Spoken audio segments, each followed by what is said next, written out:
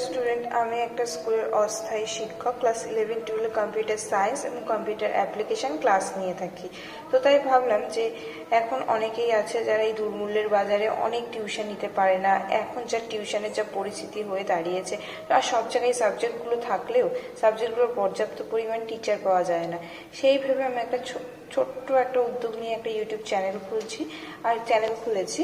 সেই চ্যানেলেই ভাবলাম যে ছোট্ট ছোট্ট করে যদি তোমাদের সাথে আমি আমার কম্পিউটারের যে সিলেবাসগুলো রয়েছে ক্লাস 12-এ 3rd সেমে সেটা যদি কমপ্লিট করতে পারি, তাহলে হয়তো অনেকেই উপকৃত হবে।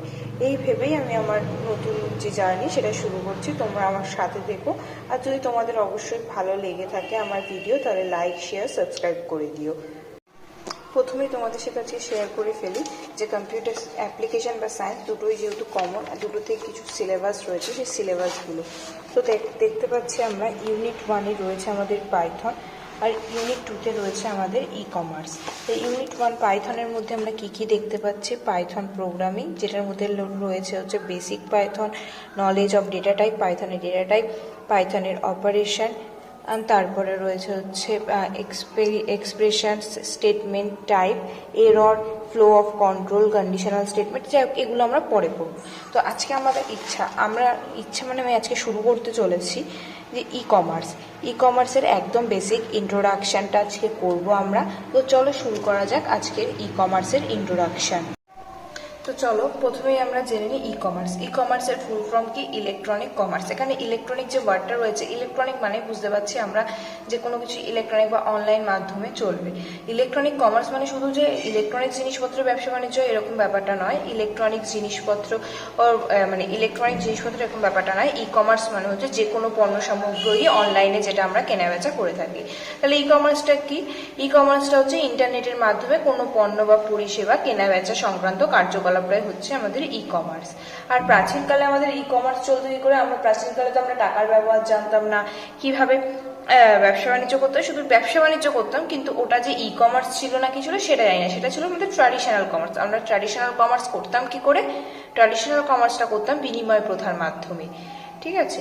আর যখন আমরা মুদ্রার ব্যবহার শিখেছি, তারপর থেকেই শুরু হয়েছে মুদ্রা দিয়ে ব্যবসা বাণিজ্য করা। আর কমার্স কথাটার অর্থ কি? ই কমার্স কথাটার অর্থ কি? কমার্স কথার অর্থ হলো বাণিজ্য মানে ই কমার্স বা কমার্স বলতে আমরা সাধারণত পণ্য কেনা বেচাকেই বোঝাই। কোন কারণের জন্য ই কমার্স তো এলো, কিন্তু কেন ই কমার্সের আবির্ভাব হয়েছিল? আগে তো আমরা ট্র্যাডিশনাল ওয়েতেই ব্যবসা বাণিজ্য করছিলাম, কিন্তু হঠাৎ করে ই কমার্সের আবির্ভাব হবে, এটা কেন মনে হয়েছিল আমাদের? তো চলো সেইটা নিয়ে আলোচনা করা যাক যে কোন কারণের জন্য ই কমার্সের আবির্ভাব হয়। ট্র্যাডিশনাল কমার্স সর্বদা হাতে হাতে পণ্য কেনা বেচার উপযোগী ছিল। ট্র্যাডিশনাল কমার্স বলতে কি? যেটা আমরা দোকানে গিয়ে সময় সাপেক্ষ দোকানে গিয়ে কিনতে হয়, অনেকজন যদি থাকে দোকানে তাহলে পরপর ওয়াইজ দেবে, এরকম ভাবে আমাদের যে ব্যবসা বাণিজ্য হতো সেটা হচ্ছে ট্র্যাডিশনাল কমার্স।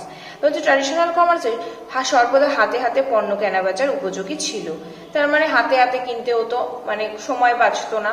এটি একটি নির্দিষ্ট অঞ্চলের মধ্যেই সীমাবদ্ধ ছিল। আমাকে যদি কোনো কিছু কিনতে হয়, যদি আমার বাড়ি হাওড়াতে হয়, তো আমি হাওড়া থেকে বেশি দূর হলে আমি বড় বাজার আসতে পারি, কিন্তু চাইলেই আমি শিলিগুড়ি বা বোম্বে বা দুবাই চলে যাব না। সেরকমই একটা ব্যাপার হচ্ছে, একটি নির্দিষ্ট অঞ্চলের মধ্যে সীমাবদ্ধ থাকবে। বলেছে এটি দিনের একটি নির্দিষ্ট সময়ের জন্য সীমাবদ্ধ থাকবে। কারণ স্বাভাবিক, আমাদের এখনকার যে দোকানগুলো আছে ওগুলো দেখলে বা আগেকার দিনে কোনো তফাৎ নেই। ট্র্যাডিশনাল কমার্সের দোকান কি সারাদিন খোলা থাকে? রাত্রেবেলা কোনো না কোনো এক সময় বন্ধ হয় রাত্রেবেলা বন্ধ হয়। আর এখন যা গরম পড়েছে, দুপুরবেলাও অনেক সময় অনেক দোকান বন্ধ থাকে। তাহলে বলছে সারাদিন খোলা সম্ভব না, এটা একদম সত্যি কথা। যে এই সকল সমস্যা দূর করার জন্য ইন্টারনেটের শক্তিশালী বিস্তারের সাথে সাথে ও টেকনোলজির প্রভূত উন্নতির ফলে আবির্ভাব হয়েছিল ই কমার্স, এই সমস্যাগুলো দূর করার জন্য। তাই ই কমার্স তো আমরা শুনলাম, তাহলে ই কমার্সের জন্য নিশ্চয়ই কতগুলি ইলেকট্রনিক প্ল্যাটফর্মেরও প্রয়োজন, যার মাধ্যমে আমরা ই কমার্সটাকে চালাবো। দেখো, ই কমার্সের বিভিন্ন প্রকার হচ্ছে website, mobile app, social media etcetera. এই যে ওয়েবসাইট যেটার কথা বলছি, ওয়েবসাইট এখানে আমরা যখন অনলাইনে কোনো কিছু কেনাকাটা করি তখন আমরা দেখতে পাই ফ্লিপকার্ট, অ্যামাজন, এগুলো কিন্তু সবই আমাদের ওয়েবসাইট। তারপরে রয়েছে মোবাইল অ্যাপ। মোবাইল অ্যাপ আমাদের ফ্লিপকার্ট, অ্যামাজন, শপসি বলে অনেক ধরনের মোবাইল অ্যাপ রয়েছে যেটার মাধ্যমে আমরা কেনাকাটা করতে পারি। তারপর সোশ্যাল মিডিয়া, শুধু যে আমরা অনলাইন প্ল্যাটফর্ম মানে ওয়েবসাইটের মাধ্যমে করতে পারি না, সোশ্যাল মিডিয়া এখন আমরা দেখতে পাই যে অনলাইনে ফেসবুক খুললেই যে এখন লাইভ আসে, যে এই শাড়ি নিয়ে লাইভ করছে, জুয়েলারি নিয়ে লাইভ করছে, এগুলোও কিন্তু আমাদের সব ই কমার্সের মধ্যেই পড়ছে। হচ্ছে আমরা তারপরে যেটা আছে সেটা হচ্ছে ইন্টারনেট ব্যবস্থা কি মাধ্যমে কিভাবে ই কমার্সের উপর প্রভাব বিস্তার করেছে। ইন্টারনেট ব্যবস্থা কিভাবে ই কমার্সের উপর প্রভাব বিস্তার করেছে। ব্যবসায়িক প্রতিষ্ঠান ও ক্রেতার মধ্যে আর্থিক লেনদেন বা পরিষেবা লেনদেন, মানে এখন আমাদের সবার কাছে হাতে ফোন আছে, শুধু ফোন বলে ভুল হবে, স্মার্টফোন। আর স্মার্টফোন আছে মানে এই স্মার্টফোন থেকেই আমরা টাকা লেনদেন করতে পারি, টাকা লেনদেন করি যে কোনো ব্যবসায়িক প্রতিষ্ঠান, আমরা ঘরে বসে কোনো জায়গায় টাকা পাঠানোর হলে সেটাও পাঠিয়ে দিতে পারি, কোনো অসুবিধা হয় না। এইভাবেই বলছে যে ব্যবসা প্রতিষ্ঠানে ক্রেতা ও আর্থিক ক্রেতার মধ্যে, ব্যবসায়িক প্রতিষ্ঠান ও ক্রেতার মধ্যে আর্থিক লেনদেন এইভাবেই শুরু হয়েছে। তাহলে ই কমার্সের কিভাবে গ্লোবালাইজেশন হয়েছে, অন্যতম মাধ্যম হয়ে উঠেছে, তার কিভাবে সর্বব্যাপী ছড়িয়ে পড়েছে ই কমার্স। কি বলেছে ভালো করে দেখে নাও তোমরা একবার। বলেছে ই কমার্স এর মাধ্যমে ক্রেতা বা কনজিউমাররা বাড়ি বসে তাদের প্রয়োজনীয় পণ্য হাতে পেতে পারে বা পরিষেবা উপভোগ করতে পারে। ছোট ছোট ব্যবসায়িক প্রতিষ্ঠান তাদের ব্যবসাকে সারা পৃথিবীব্যাপী এই ব্যবসায়িক প্ল্যাটফর্মে খুব সহজেই পৌঁছে দিতে পারে। এটার মানেটা কি বলতে চাইছে? এখানে বলতে চাইছে যে ই কমার্স যে প্ল্যাটফর্মটা, ওই প্ল্যাটফর্মটা গ্লোবালাইজেশন মানে হচ্ছে বিশ্বব্যাপী ছড়িয়ে পড়েছে, তার একমাত্র কারণ হচ্ছে তোমাদের সারা বিশ্বের জিনিসপত্র আমরা একটা জায়গাতেই পাচ্ছি।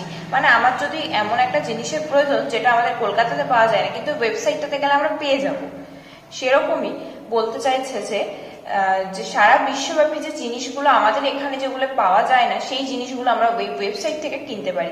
ফলে আমাদের এর সুবিধা হচ্ছে, মানে যেখানকার যে জিনিসটা নেই সেখানে সেই জিনিসটা পৌঁছে যাচ্ছে। এইভাবে আমাদের ই কমার্স গ্লোবালাইজেশন হয়েছে। এবার আসি আমরা প্রথম কোন ওয়েবসাইটের মাধ্যমে এই ই কমার্স চালু হয়েছিল। ই কমার্স চালু হয়েছিল আমাদের 1994 সালে। নেট মার্কেট বলে আমেরিকার একটা ওয়েবসাইট আছে, সেখানে এই ইন্টারনেটের মাধ্যমে এক ব্যক্তি তার একটি সিডি বা কম্প্যাক্ট ডিস্ক বিক্রি করেছিলেন তার একজন বন্ধুকে। এটাই ছিল ই কমার্সের সূত্রপাত। তাহলে মানে আমাদের সময় যে ই কমার্সটা চালু হয়েছে, আমাদের সময় মানে কি আমাদের আরো অনেক আগে ই কমার্সটা যখন চালু হয়েছে, তাহলে সেই চালটা ছিল হচ্ছে 1994 সাল। কোন ওয়েবসাইটের মাধ্যমে চালু হয়েছিল? সেটা হচ্ছে নেট মার্কেট নামক একটি ওয়েবসাইটের মাধ্যমে চালু হয়েছিল। আর হচ্ছে কাকে কি বিক্রি করেছিল? একজন বন্ধু তার এক বন্ধুকে সিডি বা কম্প্যাক্ট ডিস্ক বিক্রি করেছিল। এটাই ছিল। এবার আমরা আসি ই কমার্সের বিভিন্ন রকম কার্যকলাপ। যে ই কমার্স আমাদের সাথে কি কি কাজ করে, বিভিন্ন ধরনের পণ্য কেনা বেচা করতে পারে, ইলেকট্রনিক পেমেন্ট করে, দ্রুত অর্ডার প্রসেস করে, শিপিং সংক্রান্ত তথ্য প্রদান করে, ইন্টারনেট ব্যাংকিং করে থাকে, অনলাইন টিকিটিং করে থাকে, আর ভার্চুয়াল অকশন করে থাকে। তো চলো প্রথমে আমরা একটু আলোচনা করি প্রত্যেকটা জিনিস নিয়ে। বিভিন্ন ধরনের পণ্য কেনা বেচা, buying and selling of different goods and products. English টার্মটা হচ্ছে buying and selling of different goods or products. তো বর্তমান যুগে অনলাইন শপিং এর জনপ্রিয়তা বেড়েই চলেছে, কারণ এর মাধ্যমে খুব দ্রুত ও সস্তায় প্রয়োজনীয় পণ্য কেনা যায়। ই কমার্সের প্রধান কাজ হলো ইলেকট্রনিকের মাধ্যমে অনলাইনে পণ্য কেনা বেচা, বাইং আর সেলিং। কোনো ব্যক্তি বা ব্যবসায়িক সংস্থা ইন্টারনেট ব্যবস্থার মাধ্যমে নিজস্ব কোনো প্রোডাক্ট বা অনলাইনে বিস্তৃত ই মার্কেট মানে হচ্ছে ইলেকট্রনিক মার্কেট, ই মার্কেটে বিক্রয় করার জন্য ও কনজিউমারদের কাছে পৌঁছে দিতে পারে। কনজিউমাররা খুব সহজে ই মার্কেটে খোঁজ করে নিজের পছন্দের জিনিস বা পণ্যকে ক্রয় করতে পারে। পণ্য কেনাবেচার এই বিজনেসের সেটআপটি এর খরচা ই কমার্সের ক্ষেত্রে অনেক কম হয়। হিসেব নিকেশ সংক্রান্ত ও ম্যানেজমেন্টের এক খরচও কমে যায়, যেমন অ্যামাজন, ফ্লিপকার্ট ইত্যাদি। তো এখানে আমরা কি বলছি শোনো তাহলে। বিভিন্ন ধরনের পণ্য কেনাবেচা আমরা যে অনলাইনে ফ্লিপকার্ট, তারপর অ্যামাজন বা যে কোনো জায়গাতে যে আমরা খাবার অর্ডার করি, জোম্যাটো, সুইগি, এই সব কিছুই কিন্তু ই কমার্সের মধ্যেই পড়ছে। তো ই কমার্স কি করছে, যে ই কমার্স যদি আমরা অনলাইনে না কিনে যদি জিনিসটা সামনাসামনি থেকে কিনতাম বা দোকানটা যদি সামনাসামনি হতো, তাহলে কি হতো, অনেক ম্যান পাওয়ার বেশি লাগতো, ফলে আমাদের ম্যানেজমেন্ট খরচা বেড়ে যেত।